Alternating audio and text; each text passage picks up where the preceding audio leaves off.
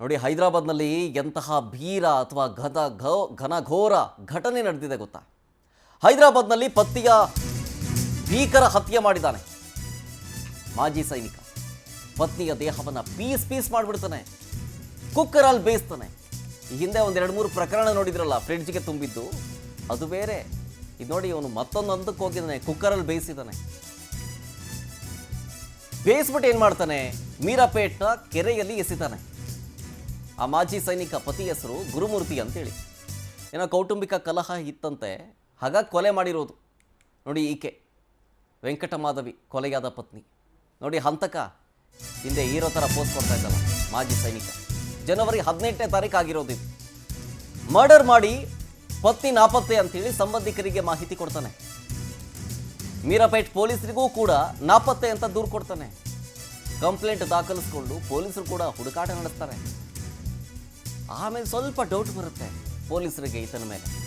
ಆಗ ವಿಚಾರಣೆ ಮಾಡಿದಾಗ ಅಸಲಿ ಸತ್ಯವನ್ನ ಬಾಯ್ಬಿಡ್ತಾನೆ ಮಾಜಿ ಸೈನಿಕ ಈ ಗುರುಮೂರ್ತಿ. ಆಮೇಲೆ ಕೊಲೆ ಕೇಸ್ ದಾಖಲಿಸ್ಕೊಂಡು ತನಿಖೆ ಮಾಡ್ತಾರೆ ಪೊಲೀಸರು.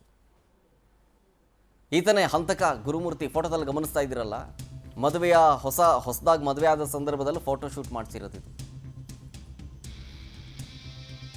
ಡೀಟೇಲ್ಸ್ ಕೊಡ್ತಾರೆ ನಮ್ಮ ಪ್ರತಿನಿಧಿ ವೆಂಕಟೇಶ್ ನೇರ ಸಂಪರ್ಕದಲ್ಲಿ.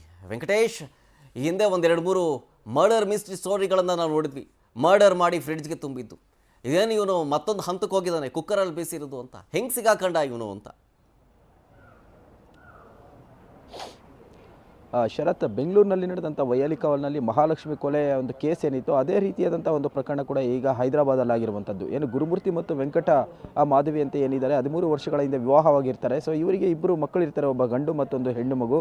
ಸೊ ಈತ ಸೇನೆಯಲ್ಲಿ ಕೆಲಸವನ್ನು ಮಾಡಿ ನಿವೃತ್ತಿ ಆಗಿರ್ತಾನೆ. ಒಂದು ಕಾಂಚನಬಾಗ್ನಲ್ಲಿ ಕೂಡ ಈತ ಒಂದು DRDO ಅಲ್ಲಿ ಸೆಕ್ಯೂರಿಟಿ ಗಾರ್ಡ್ ಆಗಿ ಕೆಲಸವನ್ನು ಮಾಡ್ತಿರ್ತಾನೆ. ಆದರೆ ಇತ್ತೀಚಿನ ಕಳೆದ ಕೆಲವು ವರ್ಷಗಳಲ್ಲಿ ಇಬ್ಬರಿಗೂ ನಡುವೆ ಕೂಡ ಸಾಕಷ್ಟು ವೈಮನಸ್ಸು ಉಂಟಾಗಿರುತ್ತೆ. ಅಂದರೆ ಪತ್ನಿಯ ಒಂದು ಶೀಲವನ್ನು ಶಂಕಿಸಿ ಆಗಾಗ ಜಗಳ ಕೂಡ ಮಾಡ್ತಾ ಇರ್ತಾನೆ. ಇದರಿಂದ ಅವರ ಮನೆಯ ಹಿರಿಯರು ಕೂಡ ಒಂದು ಕೂತು ಬಗೆಹರಿಸಿರ್ತಾರೆ ಈ ಒಂದು ಸಮಸ್ಯೆಯನ್ನು. ಆದರೂ ಕೂಡ ಪತ್ನಿಯ ಮೇಲೆ ಈತನಿಗೆ ನಿರಂತರವಾಗಿ ಅನುಮಾನಗಳು ಕೂಡ ಕಾಡ್ತಾ ಇರುತ್ತೆ. ಅಂದರೆ 15ನೇ ತಾರೀಕು ಈತ ಮಾಡುವಂಥ ಒಂದು ಕೃತ್ಯ ಏನಂತ ಹೇಳಿದರೆ, ಇದೇ ಒಂದು ಅನುಮಾನವನ್ನು ಇಟ್ಕೊಂಡು ಆತ ಆಕೆಯನ್ನು ಹತ್ಯೆಯನ್ನು ಮಾಡ್ತಾನೆ. ಹತ್ಯೆ ಮಾಡಿದ ನಂತರ ಬಾತ್ರೂಮ್ನಲ್ಲಿ ಆಕೆಯ ದೇಹವನ್ನು ತುಂಡರಿಸ್ತಾನೆ. ತುಂಡರಿಸಿದ ನಂತರ ಕುಕ್ಕರ್ನಲ್ಲಿ ಹಾಕಿ ಬೇಯಿಸ್ತಾನೆ. ಬೇಯಿಸಿದ ನಂತರ ಆ ಮೂಳೆಗಳನ್ನು ಕೂಡ ಬೇರ್ಪಡಿಸಿ ಅದನ್ನು ಒಂದು ಪೆಸ್ಟರ್ ಬಳಸಿ ಪುಡಿ ಮಾಡ್ತಾನೆ.